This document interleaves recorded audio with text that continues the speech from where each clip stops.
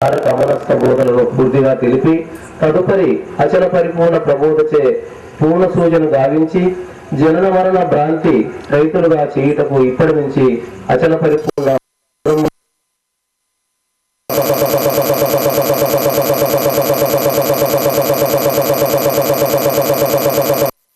పరిపూర్ణ జ్ఞానానంద బి రాజలింగము అను అచల సద్గురువుగా చేసి మేమిచ్చిన గురుబోధాధికార ప్రధాన పత్రము గురుబోధాధికార ప్రధాన పత్రం చేసి బృహదా సిద్ధాంత శివరామ ఆశ్రమము శాంతానంద శంకరలింగము నాగయార్య నరసింహార్య గురుగీత ఆశ్రమం తాండూరు.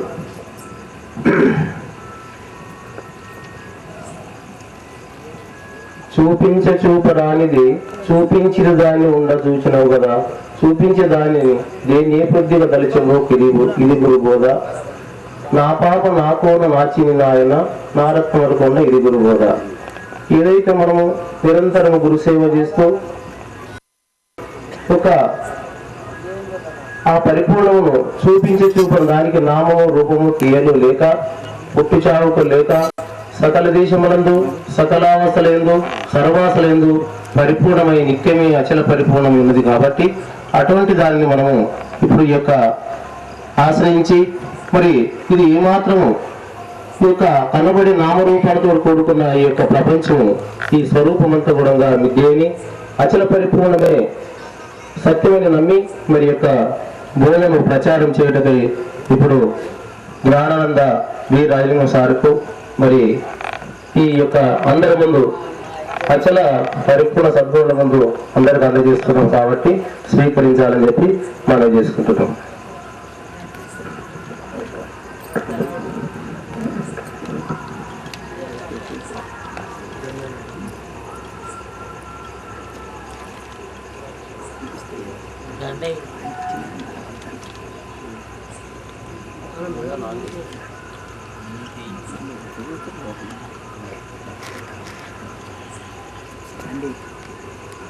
जय सद्गुरुनाथ महाराज की जय।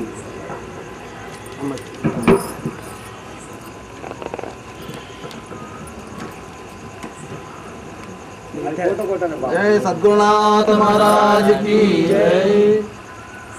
సంతకాలు చేసి సంతకాలు చేసి అమ్మతో చెప్పి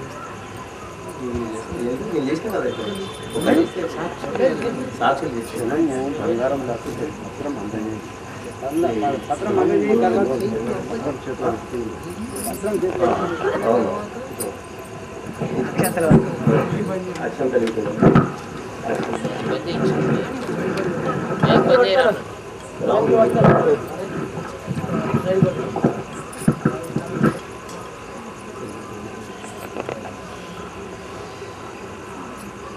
మొత్తం ఎక్కడం కదా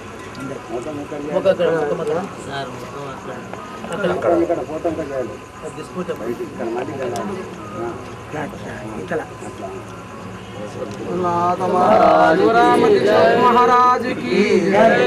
सर्वं सद्गुरु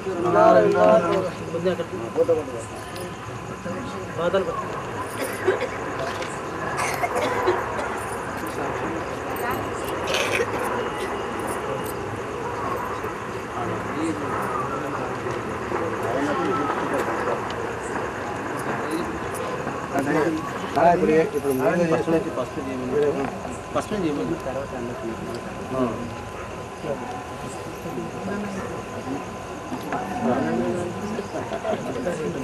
ఒక్క నిమిషం కార్యక్రమం ఆశీర్వాదం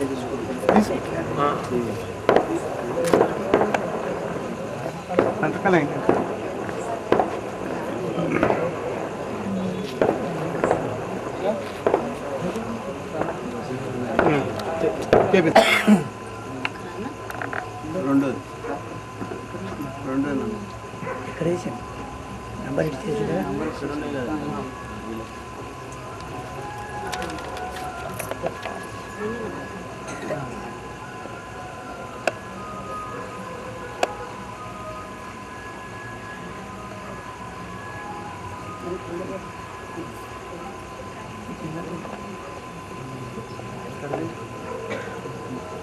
ఒకటి ఇక్కడ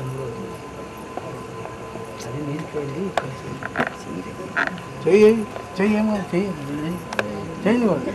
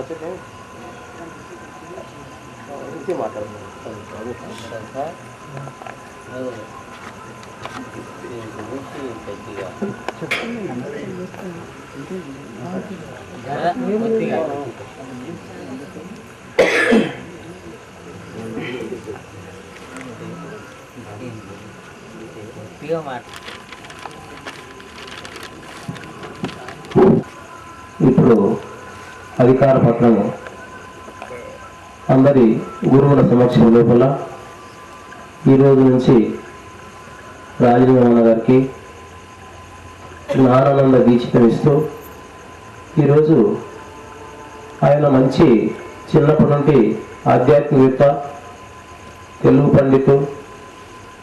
మరి ఈ బోధను ఆయన భుజస్కంధాలపై వేసుకొని మరి ఇప్పటి నుంచి యొక్క అందరినీ కూడా జాగ్రత్త పరిచి మరి తనను ఆశ్రయించిన వాళ్లకు సాంఖ్యతార గమనస్క బోధలు తెలుపుతూ మరి తదుపరి పూర్ణ బోధచే జనన మరణ భ్రాంతి రైతులుగా చేస్తూ చేయాలని చెప్పి మరి ఆయనకు, ఎందుకంటే మనందరికీ కూడా ఈ యొక్క సాంప్రదాయంకు విద్యావంతులు అవసరం. అటువంటి విద్య లోపల మరి ఇప్పుడు మనకు కూడా రాజమోహన్ గారు మరి మంచి విద్యావేత్త, మరి ఈ అధికారం ఆయనకు అప్పగించడము చాలా సంతోషము. ఇప్పుడు మనందరికి, నాకే కాదు మనందరికి కూడా ఇటువంటి జ్ఞానబిడ్డ కలిగినందు వరకు ఇప్పుడు మంచి పుత్రుడు కలిగినప్పుడు మనం ఎంత సంతోషపడతాము. మరి ఇప్పుడు ఈ రోజు కూడా మనకు ఈ యొక్క శాఖ లోపల మరి ఈ యొక్క జ్ఞానవంతుడు మరి రాజమోహన్ చేరినందుకు చాలా సంతోషిస్తూ ఈ అధికార పత్రం ఆయనకు అందజేస్తున్నాము. సద్గురు నాథ మహారాజ్ జై.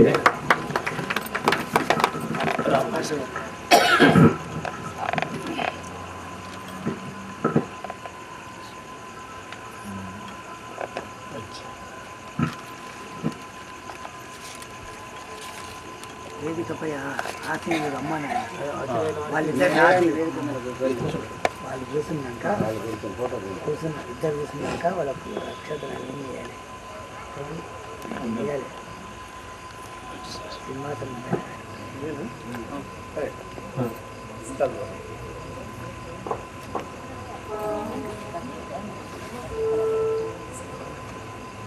जय सद्गुरुनाथ महाराज की जय. महाराज की जय. అచల పరిపూర్ణులు నిశ్చలానంద నారాయణ గారు కానాపురం వాస్తవ్యులు వేదికను అలంకరించి ఉన్నారు. మరి వారికి సన్మానం స్వీకరించాలని మనం చేస్తున్నాం. అది ఉండని ఒకసారి ఉండని అందరికి ముందు సన్మానం తర్వాత పెట్టు, అది ఎట్లా పెట్టుకో, అవి ఇచ్చుకుంటూ మళ్ళీ నమస్కారం చేస్తాం. ఇప్పుడు కప్పేసి ఇప్పుడు అందరు కాలు కప్పేసి ఎలా కప్పినాం. నారాయణ అంది చెప్పరా ఇంకొకరు ఎవరో రాళ్ళు చేతికిందా అన్న చేతికింది లక్ష్మీ ఇక్కడ అది చాలా అంది ఆయన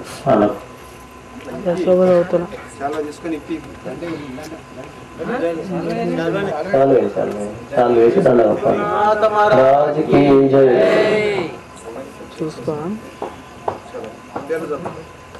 అజల పరిపూర్ణ బస్వలింగప్ప పాండూరు గారు, నరసింహరాయన గారికి. जय सद्गुरुनाथ महाराज की जय।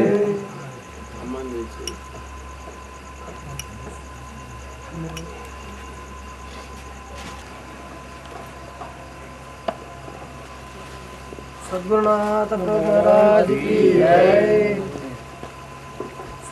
जय सद्गुरुनाथ महाराज की जय। सद्गुरुनाथ महाराज की जय।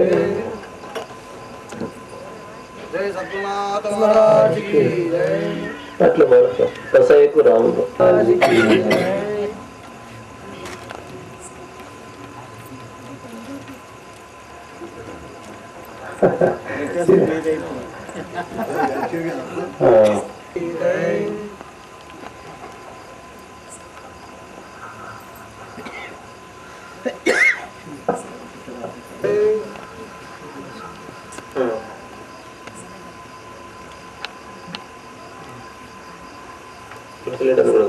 మనం గౌరవించవలసిన जय सद्गुरुनाथ महाराज की जय।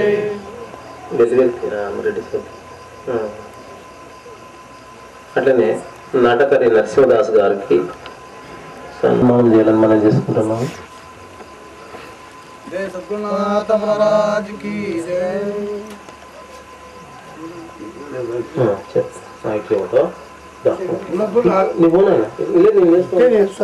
ఇట్లే చేస్తారంటవా?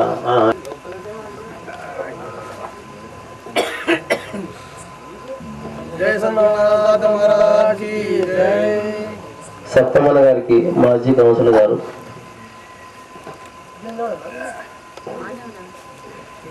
जय सद्गुरुनाथ महाराज की जय।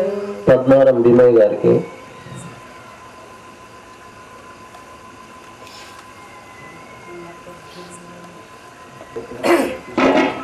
जय सद्गुरुनाथ महाराज की जय।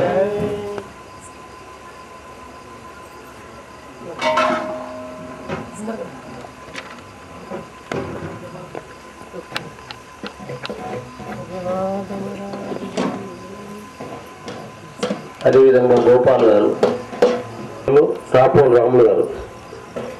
సార్ కొంచెం అక్కడ చేరు.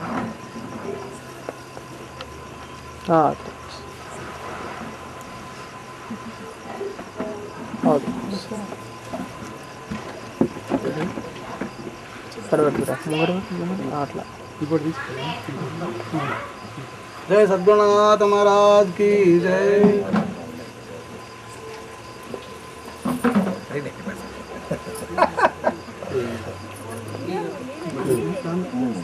లక్ష్మణ్ లక్ష్మణ్ గొప్ప అక్కంపల్లి. जय सद्गुरुनाथ महाराज की जय। की जय। చెల్లెలు తీసుకోండి.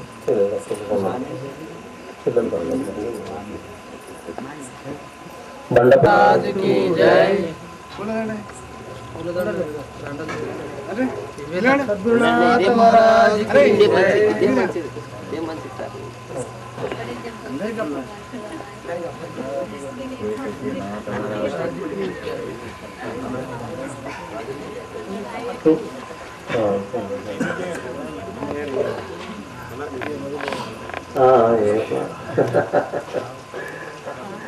ఇప్పుడు నూతనంగా అధికారం పొందిన రాజీవ్ గారికి మాజీ కవిత గారు దండతో సత్కరించి ప్రేమను పంచుకుంటున్నారు. వాళ్ళు చిన్నప్పటి నుంచి ఒకటే జనాలు ఆధ్యాత్మిక చింతనలో తిరిగేవాళ్ళు. నా సోదరుడు గొప్ప పదవులు ప్రణామం. గురు భక్తులు ముందర కూర్చున్నటువంటి తల్లులు మీకందరికి పాదాలకు మన సద్గురునాథ భగవానికి చిన్న వినపం. మాజీ కౌన్సిలర్ విషయం అంటే ఎంతో పుణ్యం చేసుకుంటేనే కానీ పూర్వజన్మ సత్కర్మ ఉంటేనే కానీ ఇటువంటి మార్గంలో రారని పెద్దల నుడోడి. అన్నగారు రాజలింగం అన్నగారు మేము స్నేహితులం. మేము కలిసి పుట్టపర్తికి పాదయాత్ర కూడా చేసినాం. అన్న చాలా మంచి మధురమైన కంఠం అన్నగారిని. వాకు చాతుర్యం, తెలుగు పండితుడు. అయితే పెద్దలకు వినపేమం అంటే గురువు అనే పదం ఆయనకు ఆయన విద్యతోటే వచ్చింది, గవర్నమెంటే ఇచ్చింది. సంపూర్ణంగా జీవితం చేసుకొని ఉద్యోగం చేసి ఆ విద్య నేర్పేటటువంటి గురుపీఠాన్ని పక్కనది కాబట్టి నీకు చాలా తేలిక. ఇటువంటి వాళ్ళకు కూడా ఎలా చెప్పాలి, ఎలా చేయాలి అనేది కూడా తెలుస్తుంది కాబట్టి నీవు కూడా ఇందులో కూడా మంచి యోగ్యతను ప్రదర్శించి నీవు తన్మయుడవై నేను తాకిత ఇతరులు తన్మయులు కావాలని నేను ప్రార్థిస్తూ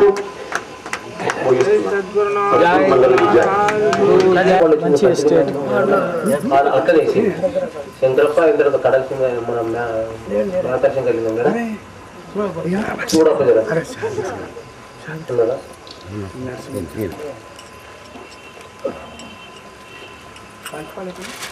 సరే నిర్మాణ సద్గురునాథ మహారాజ్ కి జై.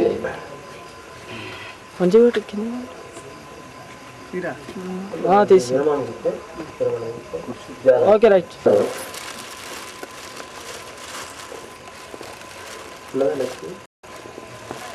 లక్ష్మమ్మ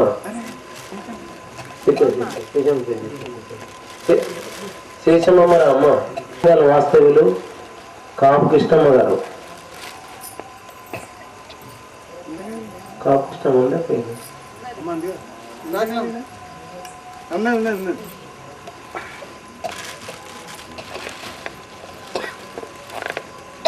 అన్నది ఇక్కడ రాజేమన్న ఇక్కడ అది లిఫాఫలు ఇచ్చి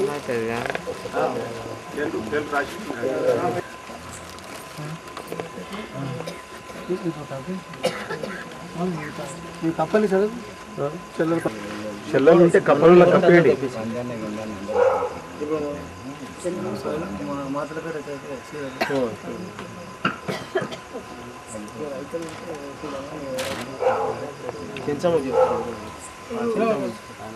ఇక్కడ జర ఉద్యమం సహకారం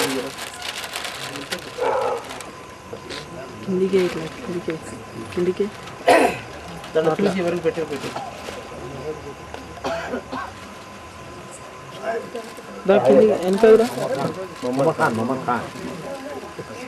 తబలా మాస్టర్ సాయి సావు గారు సన్మానం స్వీకరించాలని మనం చేసుకుంటున్నాం. మొహమ్మద్ సాహిబ్ గారు, మొహమ్మద్ ఖాన్ రండి నాయన.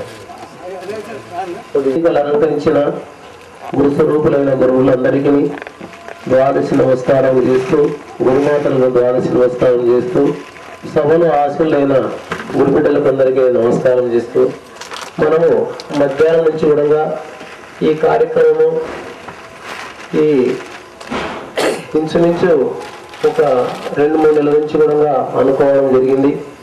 మరి ఆ సుసంకల్పంపై మనం అందరినీ ఆహ్వానించి మరి ఈ కార్యక్రమం ఈరోజు గురు పూజ జరుపుకొని ఘంటసాలలాగా అంత మంచి గాత్రం ఉంటుందని నాకు తెలియదు. అతను పరిచయం ఉన్నా కానీ అచలం తెలిసిన తర్వాత అంత మంచి గాత్రం ఉంటుందని నాకు తెలియదు, తర్వాత తెలిసింది. అలాగే మనకు గురువు గారు శంకరలింగం గారు, రాజలింగం గారు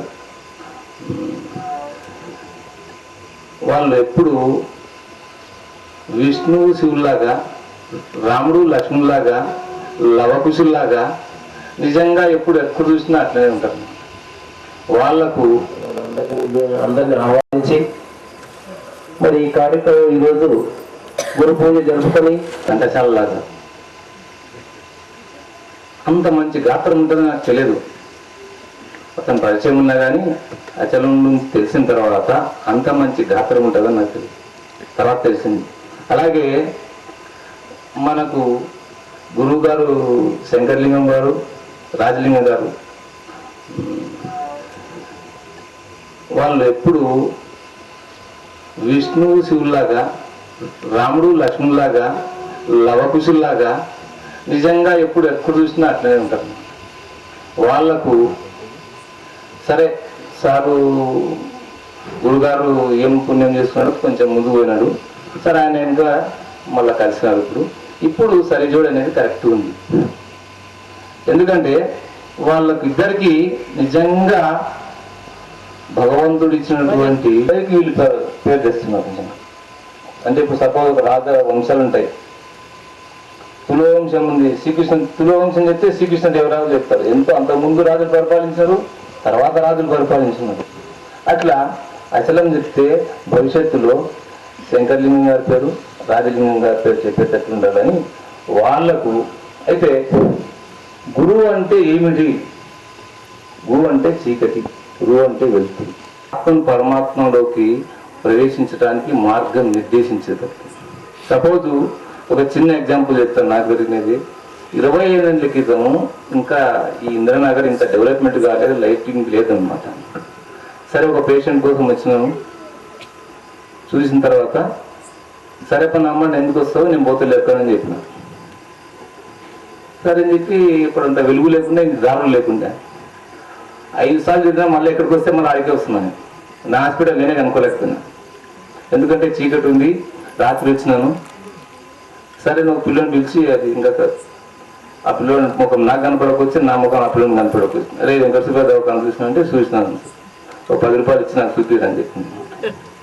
తీసుకుపోయి నా దవాఖాన దించుతుంటే నా ముఖం నీ దవాఖాన నువ్వే కనుక్కోలేకపోయినా అంటాడు. అంటే మీది గురువు అనేటువంటి వాడు మనకు ఒక అజ్ఞానమైనటువంటి పామరులకు జ్ఞానవంతం చేసి భగవంతుని వైపు మళ్లించి ఆత్మను పరమాత్మ తీసుకుపోయేటువంటి వాడు కాబట్టి. అయితే ఇంకోటి సార్ చెప్పినట్లు, గురుగారు చెప్పినట్లు విద్యావంతులు కావాలి. ఖచ్చితంగా విద్యావంతులకు ఒక జ్ఞానం ఉంటుంది, ఒక అనుభవం ఉంటుంది, ఒక తెలివి ఉంటుంది అని మీరు అందరూ అనుకుంటారు. విద్యావంతునికి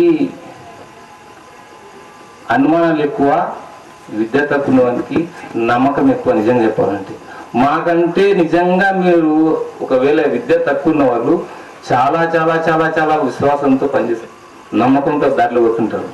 ఎందుకు? జ్ఞానికి 4 దారులు ఉంటాయంట, అజ్ఞానికి ఒకటే దారి ఉంటుందంట.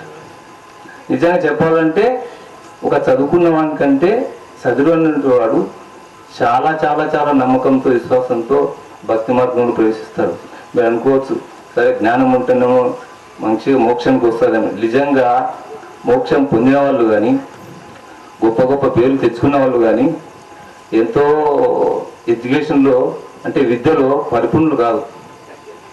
వాళ్ళ యొక్క తక్కువైనటువంటి జ్ఞానంతోనే, తక్కువైనటువంటి చదువుతోనే అంటే వాళ్ళు విద్యావంతుల కంటే అద్భుతంగా పరిపాలించినారు. వాళ్ళకి ఏం అలిగేషన్స్ అంటే బ్లేమ్స్ అంటే నిందారోపణలు కానీ కరెక్షన్ కానీ లేదు. కాబట్టి మాకు విద్య లేదు, మేము దీంట్లో అంటే పరిపూర్ణత చెందుతామా లేదనేటువంటి శంక మాత్రం పెట్టుకోకండి. నిజంగా విద్యావంతుల కంటే విద్య తక్కువ వాళ్ళు, విద్య లేని వాళ్ళు అద్భుతమైనటువంటి మార్గం ఇది. అచలము అంటేనే నిజంగా పామరులకు అలాగే యశస్సు, ఆరోగ్యము సంపూర్ణంగా భగవంతుడు ప్రసాదించాలని మనస వాచ కర్మన నేను వాళ్ళకు కోరుకుంటున్నాను. అందరికీ నా నమస్కారం. అనుభవం మంచిగా అనుభవంతో చెప్తాడు, చక్కగా మీరు వినాలని చెప్పి మనం చేసుకుంటున్నాం.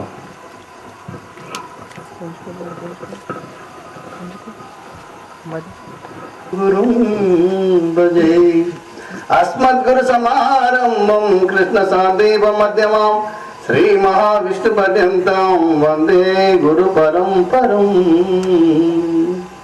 జై గురు సద్గురునాథ బ్రహ్మరాజ్ కి జై. ఈరోజు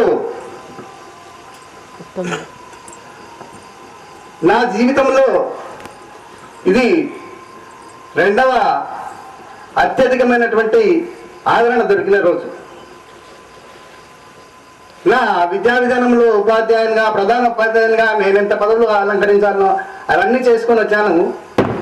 చివరికి ఈ రిటైర్మెంట్ ఏజ్లో మళ్ళీ మా గురువు గారు పూజ్యులు శంకరలింగమన్న గారు మరి ఒక పెద్ద బాధ్యత నా పైన ఉంచి నన్ను మళ్ళీ నీవు రిటైర్ కాలేదు డాక్టర్ సాబ్ అన్నట్లుగా, నీవు ఇంకా చేయవలసిన చాలా ఉంది, నీ యొక్క జ్ఞానదానాన్ని పంచిపెట్టాలి, నీవు ఇంకా ఇంట్లో ఉండే అవసరం లేదు, వెళ్ళాలి బయటికి, మీ యొక్క ఉన్న జ్ఞానదానాన్ని పంచిపెట్టాలనేటువంటి బాధ్యత నా పైన ఉంచినందుకు వారికి ప్రత్యేకంగామైనటువంటి పాదాభివందనం చేస్తూ,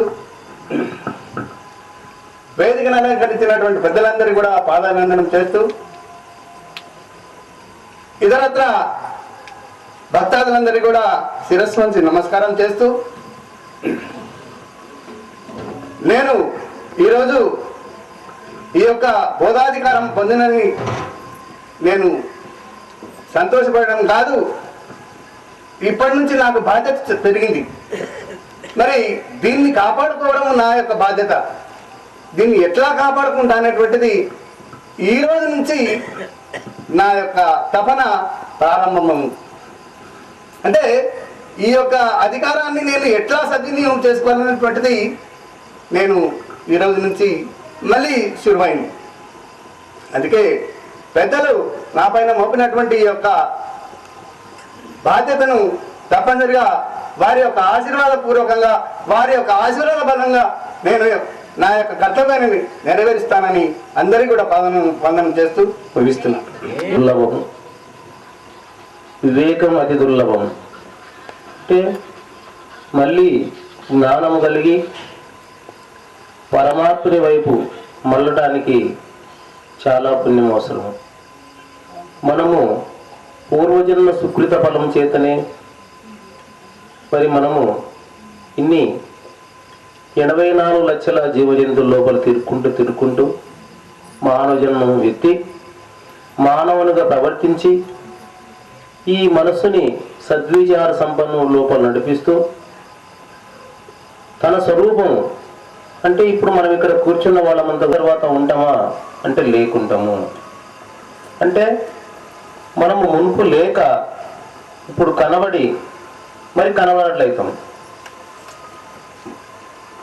అందుకొరకే మనకు భగవద్గీతలో పాటు ఒక శ్లోకం చెప్తాడు కృష్ణ పరమాత్ముడు, అవ్యక్తాదీని భూతాన్ని వ్యక్త మధ్యాని భారత అవ్యక్త నిధనన్యేవ తత్రకా పరిదేవన. అంటే కనపడరాని పరమాత్మ నుండి మనమంతా కూడా ఇప్పుడు కనబడుతున్నాము. అంటే ముందు కనబడనట్ల ఆ పరమాత్మని వస్తువు లోపలనే మనం ఉంటిమి,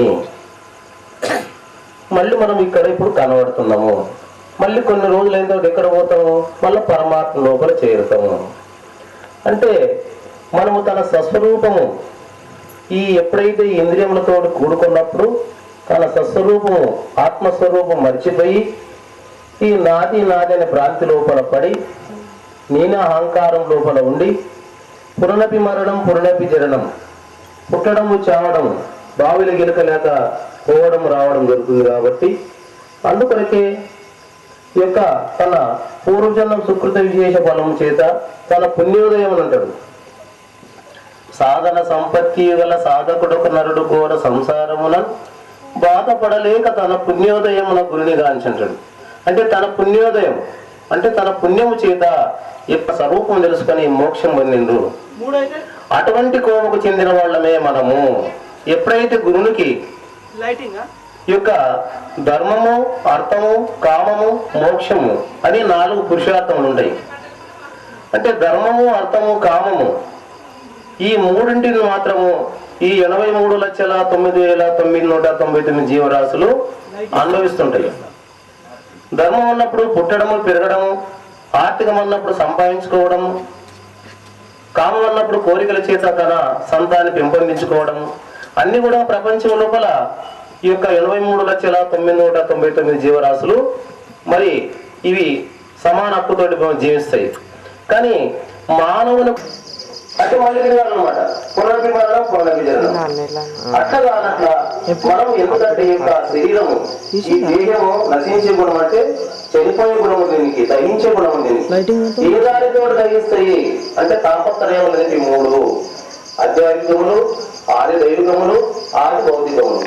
ఆధ్యాత్మంలో ఏమి విచారించినప్పుడు వాతము, పిత్తము, దేశ రోగాలు దగ్గును చేయాలని చెప్పి మనకు పెద్దలు, మరి మనకు మనమే కాదు వేదములు, శృతులు, మరి ఉపనిషత్తులు అన్ని కూడా పరమాత్మ చింతన చేయమని చెప్పిండు. దేవుని నమ్మిన వాడు ఎన్నటి చెడిపోవని ఇట్లా ఎన్నో విధాలు ఒక్కరే కాదు. మన భావకృష్ణ చెప్పింది, తొర్రలు 9 గల మధ్య లోన మనుషులు 4 ఎర్రది తెల్లది నల్లది కర్రిది సాధాత్రమందు. మరి ఈ వాయుతో ఏమొచ్చినాయి అని విచారించినప్పుడు సమానము, వ్యానము, ఉదానము, ప్రాణము, అపానము ఈ పంచ ప్రాణులు కలిగినవి. మరి అగ్ని ద్వారా ఏం కలిగినాయి మనం విచారించినప్పుడు ఈ సూత్రము, పక్కు, చర్చు, జిహ్వ, గానము, జ్ఞానేంద్రియములు. సూత్రం అంటే చెవులు, మరి సూత్రము, పక్కు అంటే చర్మము, కళ్ళు, జ్ఞానేంద్రియములు అగ్ని ద్వారా కలిగినాయి. మరి జలం నుంచి ఏం కలిగినవి అంటే శబ్ద, స్పర్శ, రూప, రస, గంధం ఇవి 5.